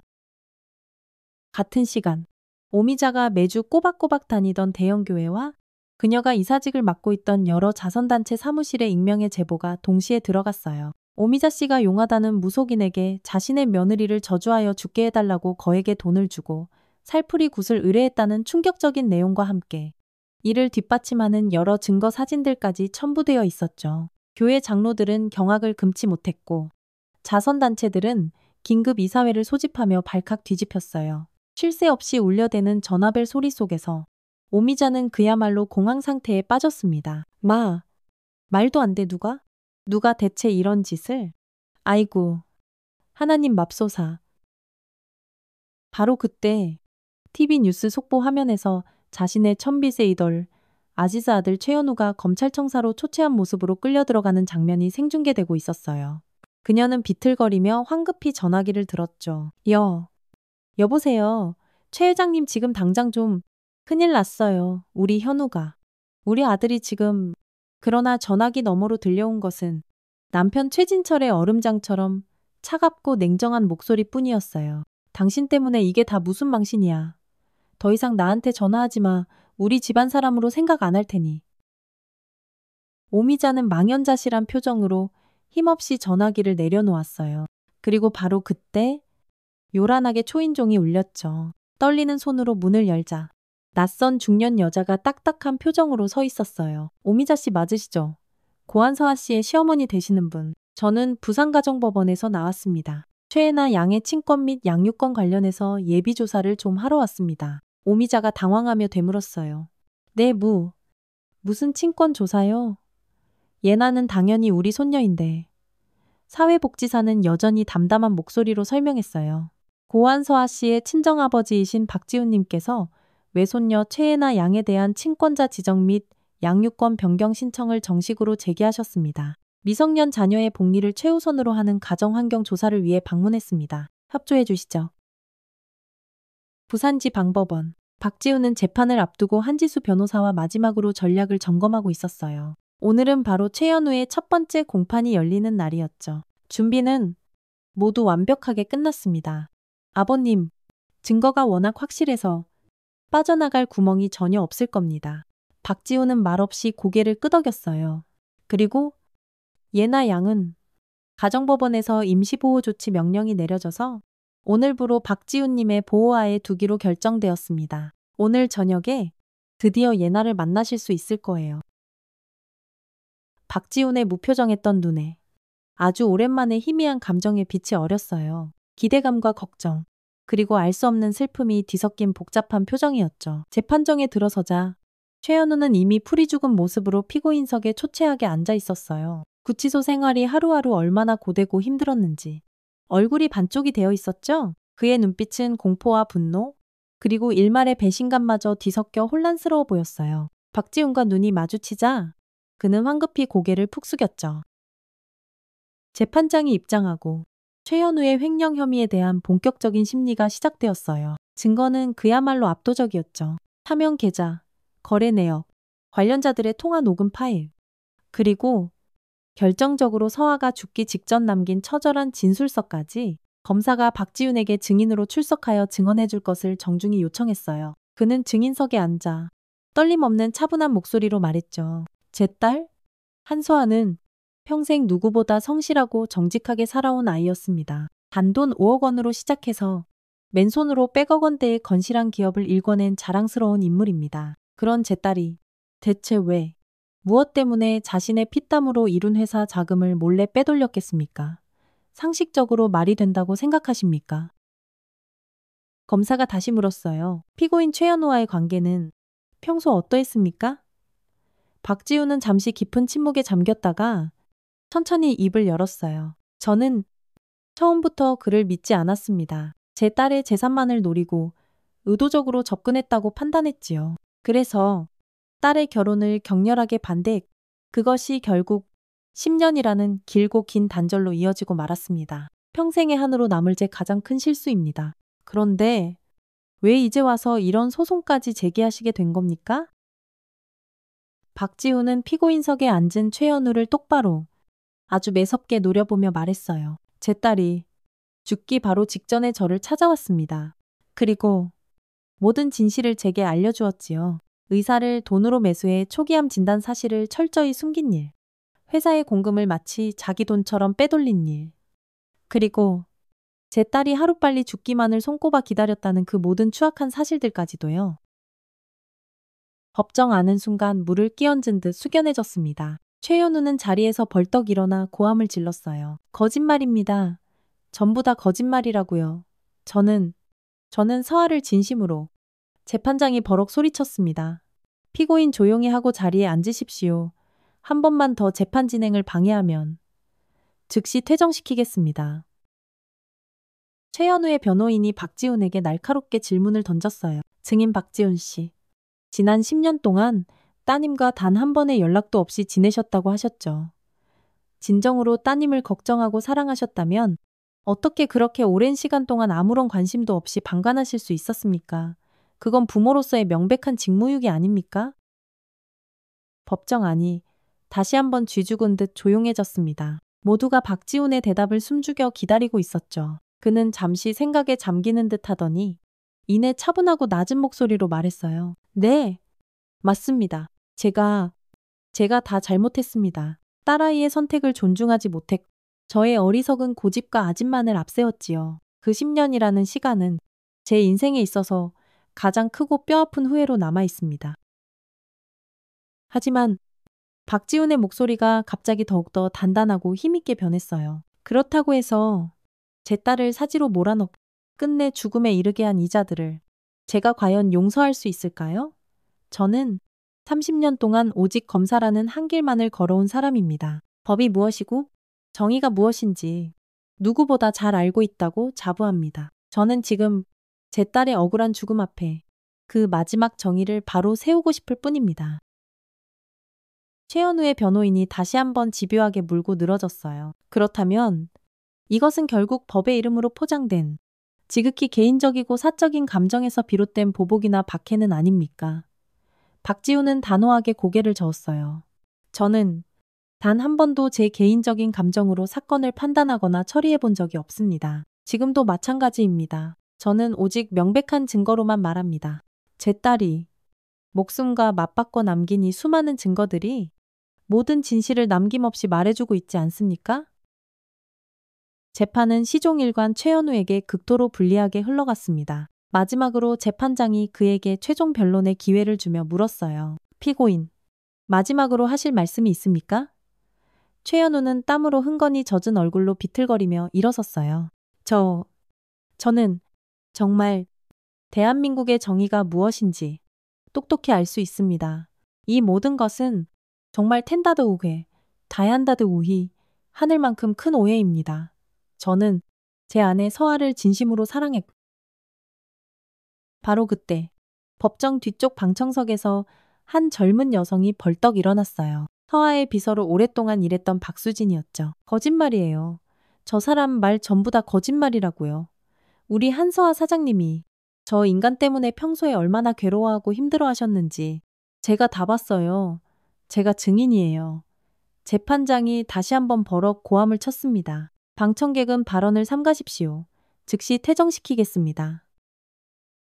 하지만 이미 법정안은 수군거리는 소리로 크게 술렁이고 있었어요. 최현우는 결국 고개를 푹 숙였고 박지우는 단 한 번의 표정 변화도 없이 그저 싸늘한 눈빛으로 그를 끝까지 쏘아보고 있었죠. 재판은 예상대로 최현우의 유죄로 마무리되었습니다. 징역 5년에 추징금 70억 원. 그는 법정에서 곧바로 구속되어 차가운 구치소로 이송되었어요. 법정을 나서는 박지훈의 앞에 기다렸다는 듯이 수많은 기자들이 벌떼처럼 몰려들었어요.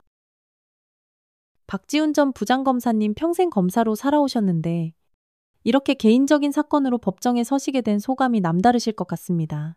한 말씀 부탁드립니다.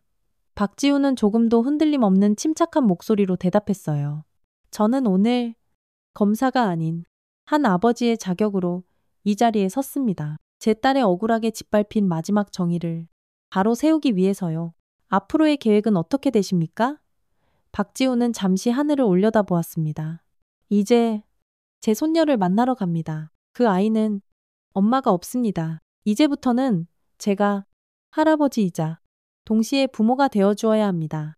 그날 저녁 아동복지사 직원과 함께 박지훈의 아파트로 오게 된 예나는 낯선 환경에 잔뜩 겁을 먹은 채 조심스럽게 주변을 두리번거렸어요. 5살 어린 예나는 태어나서 단 한 번도 직접 만나본 적 없는 외할아버지의 집에 처음 와보게 된 것이었죠. 박지훈은 그런 예나에게 다가가 조용히 말했어요.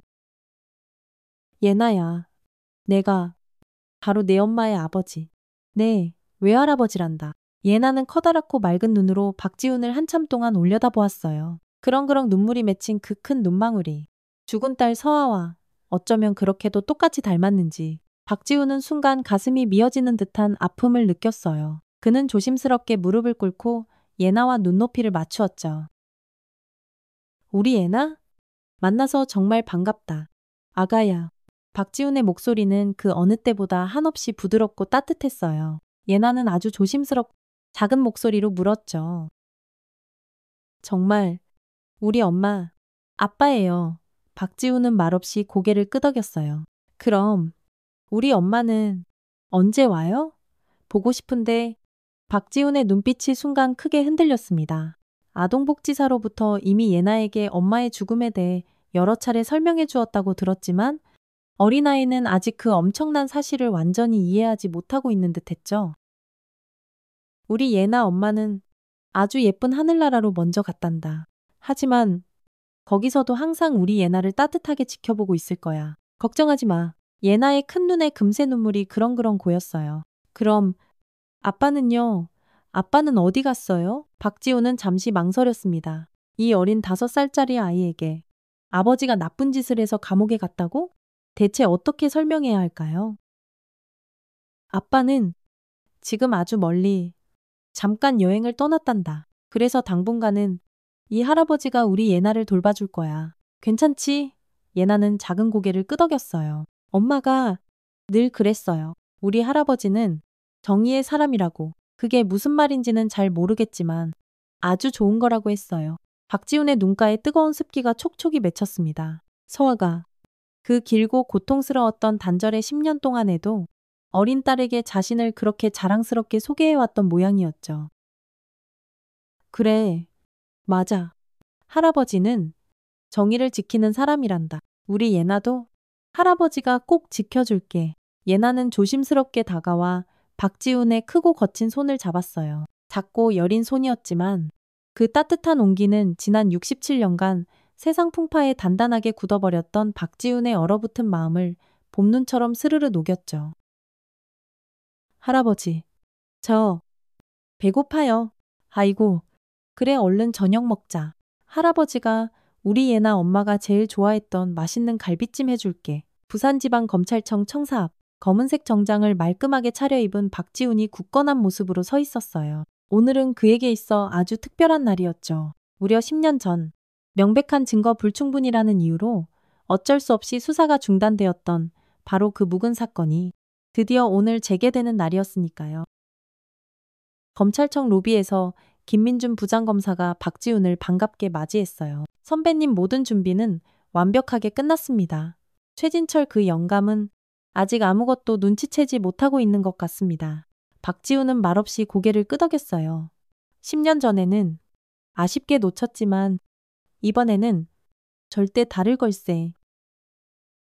두 사람은 조용히 특수부 수사과장실로 향했어요. 그곳에서는 이미 최진철이 잔뜩 겁먹은 표정으로 피의자 신분으로 조사를 받기 위해 대기 중이었죠. 한때는 지역에서 꽤나 잘 나가던 중견건설회사 사장이었지만 이제는 그저 사업 실패로 몰락한 초라한 늙은이의 모습일 뿐이었어요. 박 검사님 아니? 박 전 검사님께서 어쩐 일로 여기에. 최진철은 박지훈을 보자마자 쏘스라치게 놀라며 당황한 표정을 감추지 못했어요. 박지훈은 아주 천천히 그의 맞은편 의자에 깊숙이 앉았어요. 자신이 30년간 검사로 일하며 수많은 범죄자들을 신문했던 바로 그 자리. 오늘만큼은 특별히 다시 한번 그 자리에 앉을 수 있도록 허가를 받아놓은 상태였죠. 최진철 씨, 2015년 국토개발사업 관련 입찰비리 사건 똑똑히 기억하고 계시겠지요? 최진철의 얼굴이 순간 하얗게 질렸어요. 그건 이미 오래전에 다 종결된 사건 아닙니까? 증거 불충분으로 무혐의 처분받았던 박지훈이 서류 한 장을 그의 앞에 툭 던지듯 내밀었어요. 그랬었죠. 명백한 증거가 없어서 증거 불충분으로 끝났었지. 하지만 아주 결정적인 새로운 증거가 발견됐습니다. 서류에는 10년 전 최진철이 국토개발 사업권을 따내기 위해 여러 명의 고위 공무원들에게 거액의 뇌물을 건넨 정황이 아주 상세하게 기록되어 있었죠. 이건 내 딸 서아가 남긴 USB에서 발견한 겁니다. 당신의 추악한 범죄 증거들이 고스란히 담겨 있더군요. 최진철이 경악하며 되물었어요. 서아라니요? 아니, 서아가 어떻게? 이걸. 박지훈의 눈이 얼음장처럼 차갑게 빛났어요. 우리 딸은 당신 아들놈과 결혼한 직후부터 당신 회사의 온갖 비리들을 눈치챘던 모양입니다. 그리고 오랜 시간에 걸쳐 이 모든 증거들을 차곡차곡 수집해 왔던 것이고요. 김민준 부장검사가 단호한 목소리로 덧붙였어요. 이 증거들은 아직 공소시효가 충분히 남아있는 사건들입니다. 특히 2018년도에 해외 페이퍼 컴퍼니를 통해 조성한 거액의 비자금 은닉 및 상습적인 탈세 혐의는 최소 징역 7년 이상에 해당하는 중범죄입니다. 최진철 씨. 박지훈은 자리에서 천천히 일어나 최진철에게 한 걸음씩 다가갔어요. 당신은 내 딸 서아의 결혼식을 두 눈으로 똑똑히 지켜봤지. 당신 아들놈이 처음부터 내 딸의 돈만 노리고 파렴치하게 접근했다는 사실을 뻔히 알면서도 모른 척 눈 감아줬고 최진철은 아무 말도 못하고 그저 고개만 푹 떨구었어요. 그것뿐만이 아닙니다. 박지훈이 또 다른 서류 뭉치를 그의 앞에 던졌어요. 내 딸 서아가 초기암 진단을 받았을 때 당신은 그 사실을 분명히 알고 있었죠. 그리고 당신 아들놈과 짜고 의사를 돈으로 매수해서 그 진단 결과를 철저히 숨기도록 지시한 것도 바로 당신 아닙니까? 최진철의 얼굴이 이제는 백지장처럼 하얗게 변해버렸어요. 아, 아닙니다. 그건 전부 다 현우 녀석이 혼자 저지른 짓입니다. 저는 정말 아무것도 몰랐습니다. 여기 녹음된 증거가 있습니다. 똑똑히 들어보시죠.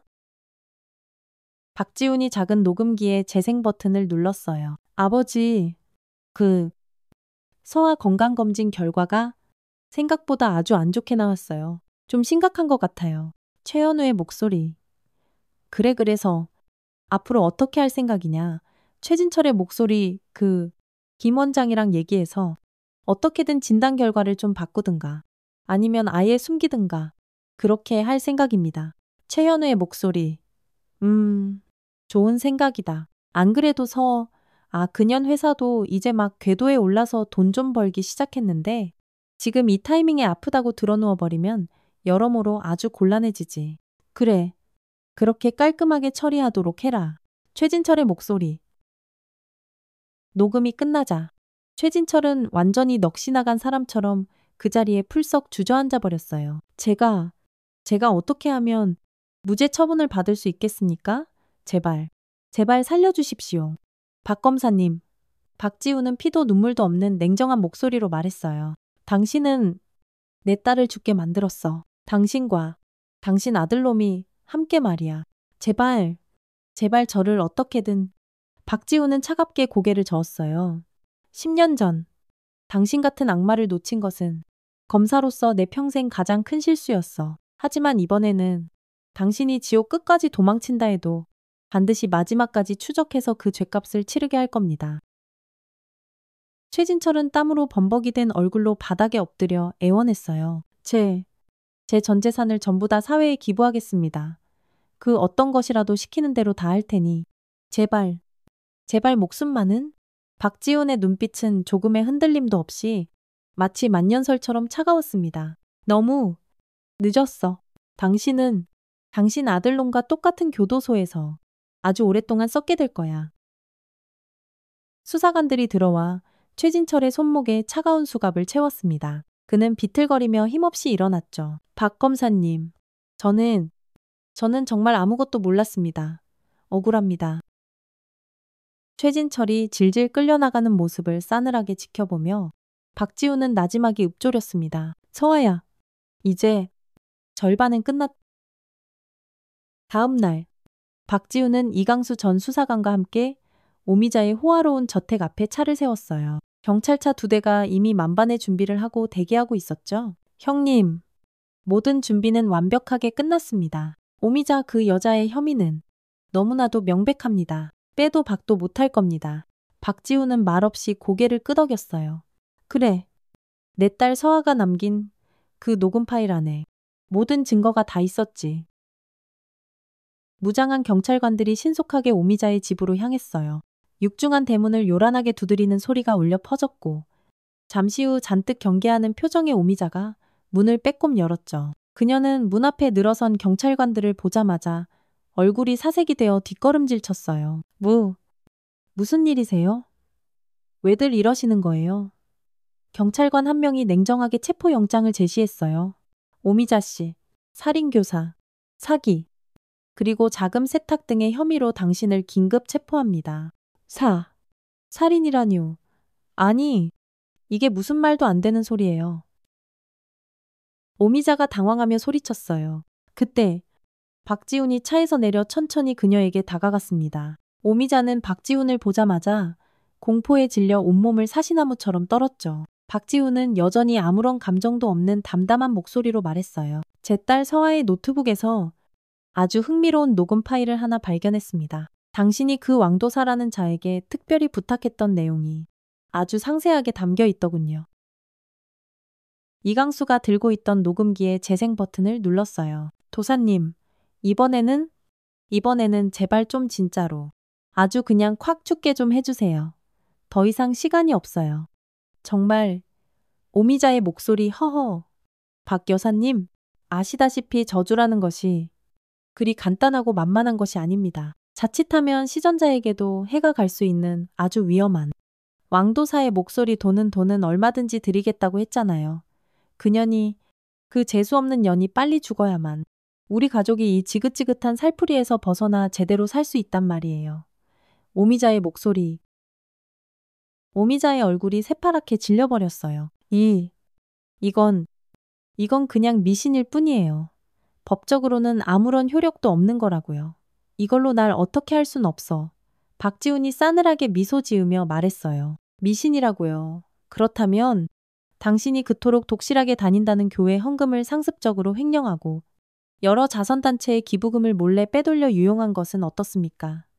그것도 미신입니까?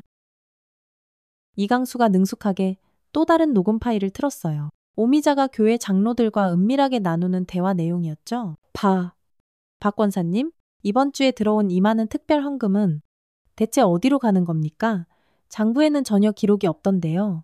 아이고, 김 장로님도 참 뭘 그렇게 따지세요. 걱정 마시고 그냥 제가 알아서 다 잘 처리할 테니까 장부에는 그냥 적당히 다른 명목으로 기록해 두시면 됩니다. 네, 아시겠죠? 경찰관들이 다가와 오미자의 양팔을 거칠게 붙잡았어요. 그녀는 붙잡히지 않으려고 발버둥치며 날카롭게 소리쳤. 이럴 순 없어. 나 이거 놓으라고. 내가 뭘 그렇게 잘못했다고 나한테들 이러는 거야. 박지훈이 조용하지만 단호한 목소리로 말했어요. 당신은 내 딸을 죽게 만들었어. 그 저주인지 뭔지 아는 주술이 실제로 효과가 있었든 없었든 당신의 그 추악한 의도만큼은 너무나도 명백했지. 그건 명백한 살인교사죄에 해당해. 오미자가 그 자리에 힘없이 무릎을 꿇고 주저앉았어요. 제발 우리 예나만이라도 예나 얼굴 한 번만이라도 보게 해주세요. 제발요. 걔는 제 하나뿐인 손녀란 말이에요.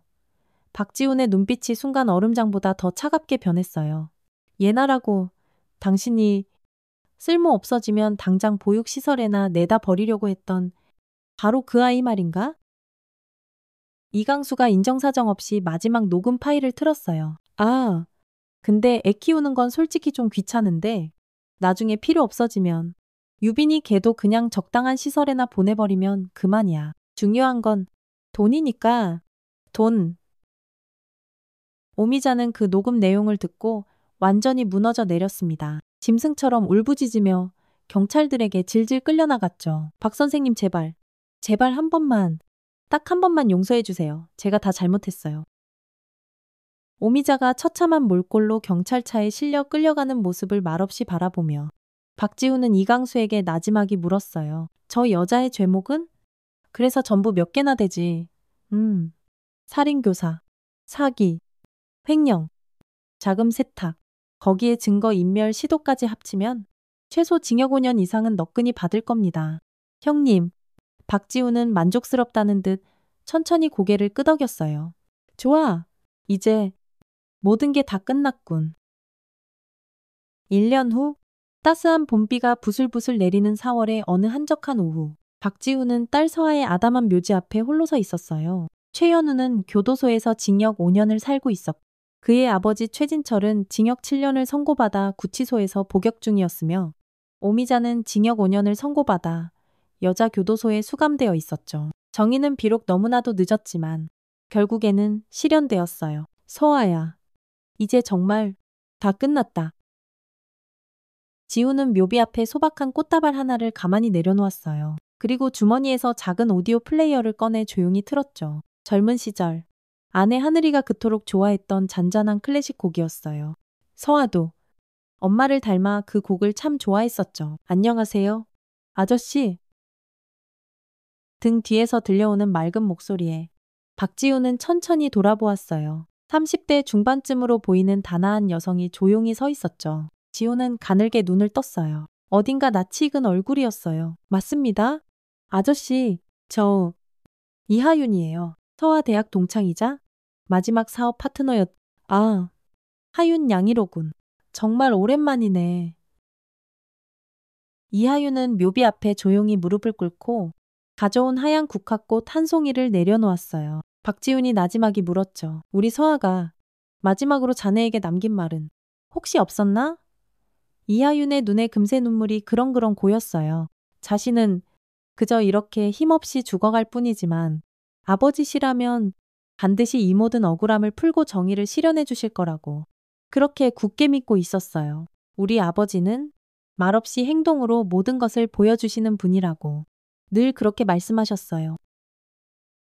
박지훈의 가슴 한구석이 다시 한번 시큰하게 저려왔어요. 10년이라는 그토록 길고 모진 단절의 시간 속에서도 딸 서아는 못난 아버지를 그토록 굳건히 믿고 의지하고 있었던 것이죠. 이하유는 잠시 침묵을 지키다가 어렵게 말을 이어갔어요. 사실 서아가 마지막으로 제게 맡긴 것이 하나 있어요. 그녀는 가방에서 자그마한 나무 상자 하나를 조심스럽게 꺼냈어요. 이걸 꼭 1년 후에 모든 일이 다 마무리된 후에 아저씨께 전해달라고 신신당부를 했었어요. 박지훈은 떨리는 손으로 조심스럽게 그 상자를 건네받았어요. 이게 대체 뭔가 열어보세요. 아저씨! 상자 안에는 손때 묻은 낡은 노트 한 권이 들어있었어요. 표지에는 서툰 글씨로 서아의 꿈이라고 적혀 있었죠. 박지훈이 떨리는 손으로 노트의 첫 페이지를 열자 유년 시절의 서아가 아버지와 함께 환하게 웃으며 찍은 빛바랜 사진 한 장이 붙어 있었어요.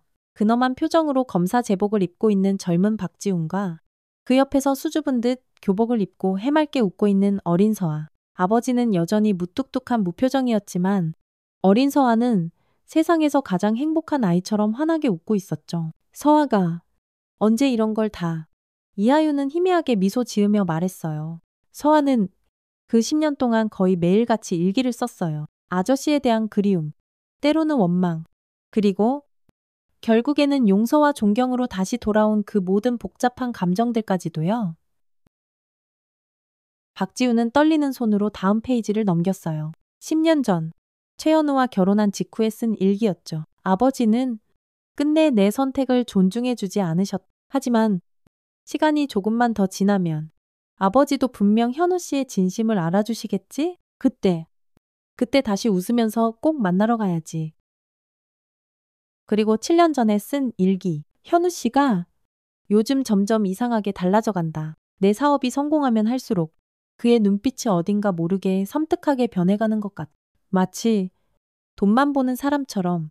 혹시 아버지가 옳았던 걸까 하지만 이제 와서 모든 걸 되돌리기엔 너무 늦어버렸어. 3년 전에 쓴 일기. 몸이 계속 아프다. 이상하다. 병원에서 정밀 건강검진까지 받아봤는데도 별다른 이상이 없다고 하는데 현우 씨는 내 몸 상태에 전혀 관심이 없어 보인다. 덜컥 겁이 난다. 아버지께 너무나도 연락하고 싶다. 하지만 7년 동안 단 한 번도 연락하지 않았는데 내가 아프다는 핑계로 갑자기 불쑥 찾아가면 아버지가 얼마나 실망하실까. 그게 너무 두려워. 그리고 마지막 1년 전 서아의 마지막 일기였어요. 속았다. 모든 것이 거짓이었다.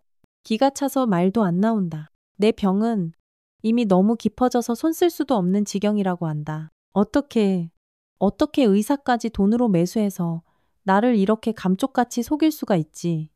이제야 모든 것을 똑똑히 깨달았다. 최현우.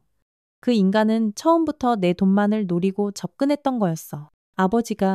결국 아버지가 전부 옳았어.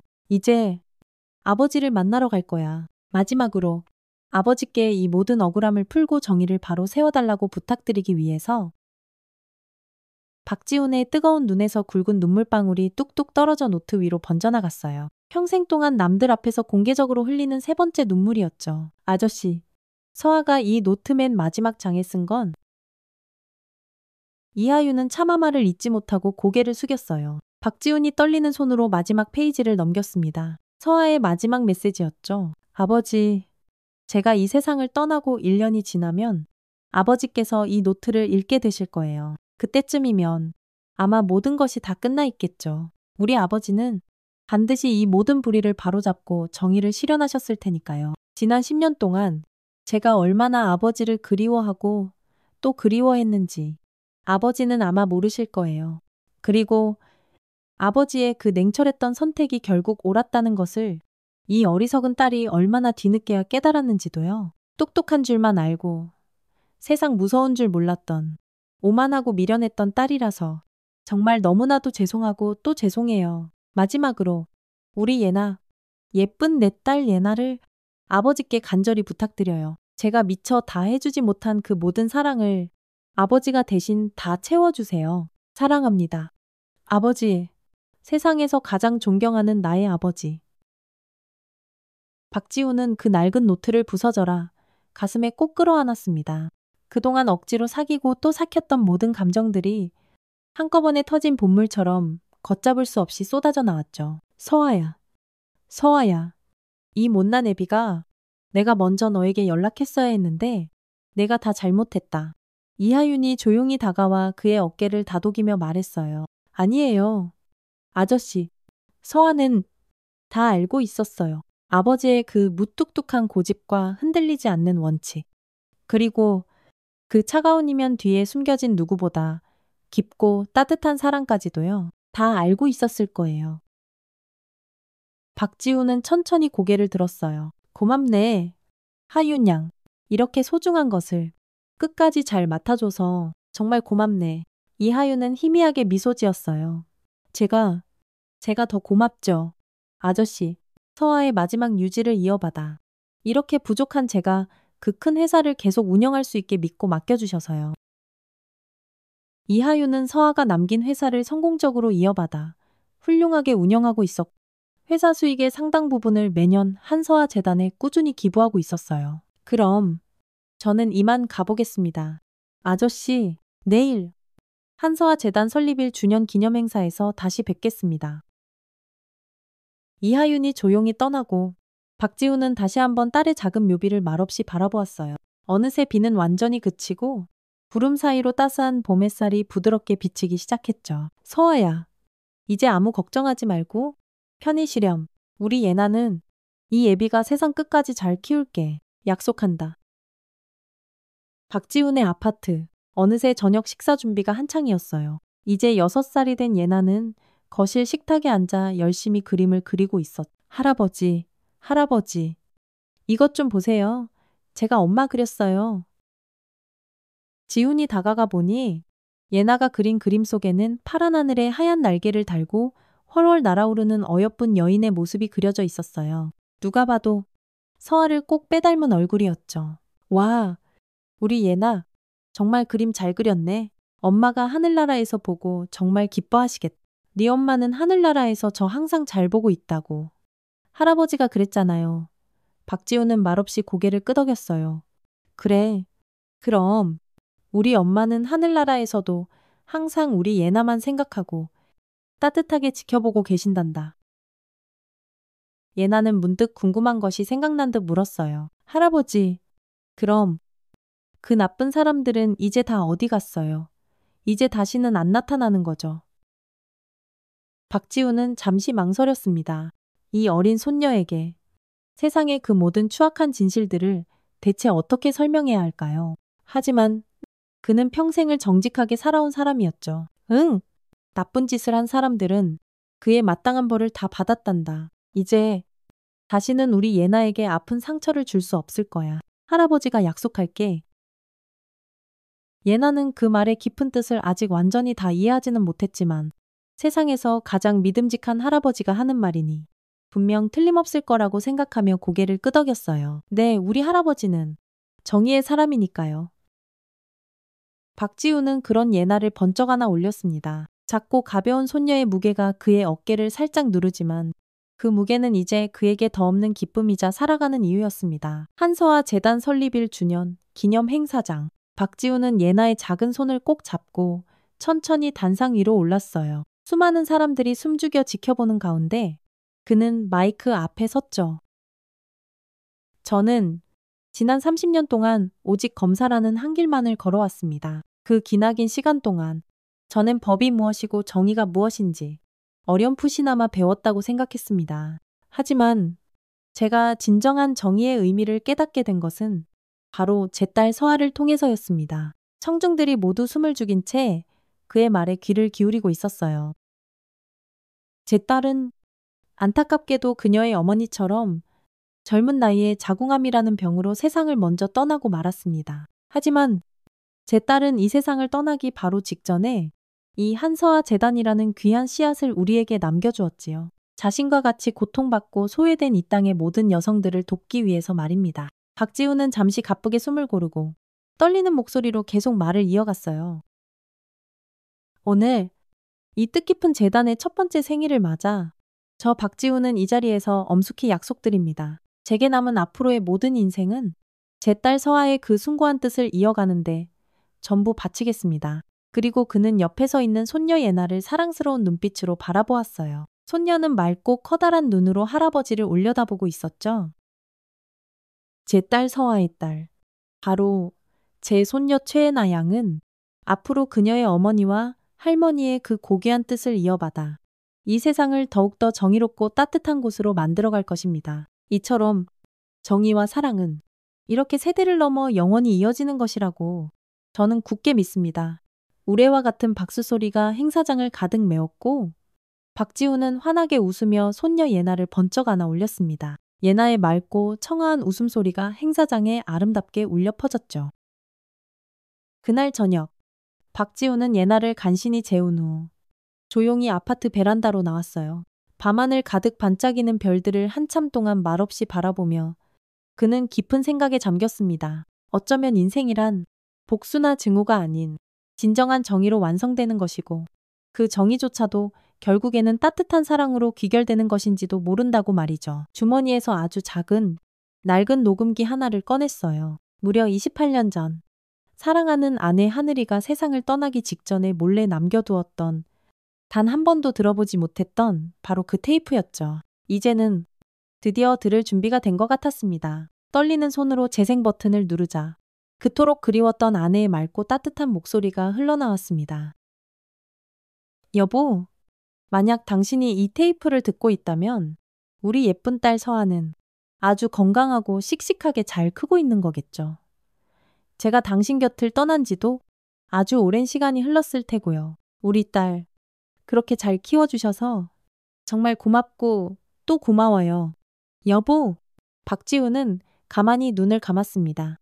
지난 30년 가까운 세월 동안 단 하루도 잊지 않고 그토록 애타게 그리워했던 목소리였죠. 당신은 항상 말을 많이 하지는 않았지만 그 깊고 따뜻한 눈빛 하나로 제게 모든 것을 말해주곤 했어요. 아마 우리 서아도 당신을 꼭 닮아서 그럴 거예요. 굳이 말하지 않아도 서로의 마음을 깊이 이해하는 그런 다정한 아버지와 딸이 되었으면 좋겠어요. 꼭이요. 잠시 아내 하늘이의 가쁜 숨소리만이 들리다가 이내 조금 더 힘을 낸 목소리가 이어졌습니다. 여보, 당신 혼자 너무 오래 외롭게 늙지는 마세요. 우리 서아가 다 커서 좋은 사람 만나 결혼하고 나면 당신도 당신의 새 삶을 다시 시작해도 괜찮아요. 저는 당신이 언제나 행복했으면 좋겠어요. 정말로요. 박지훈의 눈에서 뜨거운 눈물이 주르륵 하염없이 흘러내렸습니다. 녹음이 모두 끝났습니다. 박지훈은 한참 동안 밤하늘을 멍하니 바라보았습니다. 여보, 그리고 내 딸 서아야. 지금 하늘에서 다 보고 있나? 우리 예쁜 손녀 예나? 아주 건강하고 밝게 잘 자라고 있어. 그러니 아무 걱정하지 마. 그의 눈에는 더 이상 눈물이 없었습니다. 대신 아주 오랜 시간 만에 처음으로 느껴보는 진정한 평화와 위안이 그의 마음속 깊은 곳에 잔잔히 깃들어 있었죠. 방 안에서는 어린 예나가 새근새근 천사처럼 평화롭게 잠들어 있었고 그 작은 침대 머리맡에는 새 세대의 모습이 담긴 빛바랜 사진 한 장이 놓여 있었습니다. 윤하늘, 한서아, 그리고 최애나, 그들의 해맑은 미소는 어쩌면 그렇게도 똑같이 환하고 아름다웠습니다.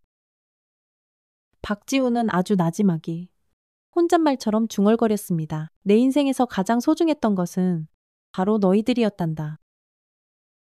그리고 그는 밤하늘에 빛나는 별빛 아래서 아주 오랜만에 처음으로 진정한 미소를 지었습니다. 그의 길고 험난했던 인생을 통틀어 가장 평화롭고 행복한 미소였죠. 오늘 이야기가 마음에 드셨다면 좋아요와 구독, 그리고 알람 설정까지 꼭 잊지 마세요. 또 오늘 이야기를 보시고 특별히 마음에 남거나 감동적이었던 장면이 있으셨다면 주저하지 마시고 댓글로 함께 나눠주세요. 여러분의 따뜻한 한마디가 또 다른 누군가에게는 깊은 울림과 위로가 될 수 있답니다. 늘 감사드립니다. 그리고 무엇보다 건강이 최고예요. 하루 한 번 즐거운 마음으로 운동하는 것도 잊지 마시고요.